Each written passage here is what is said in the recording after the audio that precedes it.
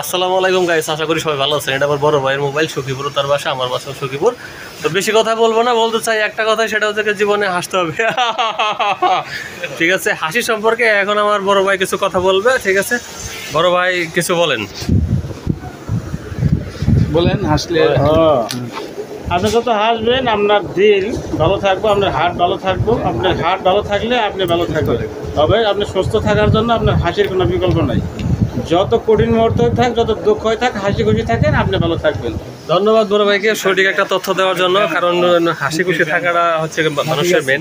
পৃথিবীতে বেঁচে থাকাটা হচ্ছে অন্যতম মাধ্যম না, বেঁচে থাকাটা মাধ্যম না। কারণ হচ্ছে এই যে আপনার জীবনটা যদি দুঃখে কাটায়, সবসময় টেনশনে কাটায়, সেই ক্ষেত্রে আপনার দেখা গেছে জীবনটা দিদিশাময় মনে হবে। কারণ হচ্ছে ওই দিদিশাময় জীবনটা আপনার লং লাস্টিং করতে মন চাইবে না। ঠিক আছে, তখন বেঁচে থেকেও না থাকার মতো হয়ে যাবে। তো এই হাসি খুশির ব্যাপারটা নিয়ে আরেক ডক্টর আমাদের শরীফুল ইসলাম, উনি কিছু কথা বলবে। ঠিক আছে, প্লিজ হাসি খুশি সম্পর্কে কিছু বলেন। সম্মানিত ভিউয়ার্স, আপনি যখন হাসবেন, হাসিটা এক প্রকার ব্যায়াম। সেটা আপনার মিক্সিবল নামে আমাদের মেডিকেল ভাষায় একটা হার আছে, ওইটা কোনো দিনে আপনার ফিক্সড হয়ে যাবে না। তাই আপনার জীবনকে সুন্দর এবং সাফল্যমণ্ডিত করতে চাইলে হাসার কোনো বিকল্প নাই। দিনে না হলেও আপনি 3-4 বার অট্ট হাসি দিবেন।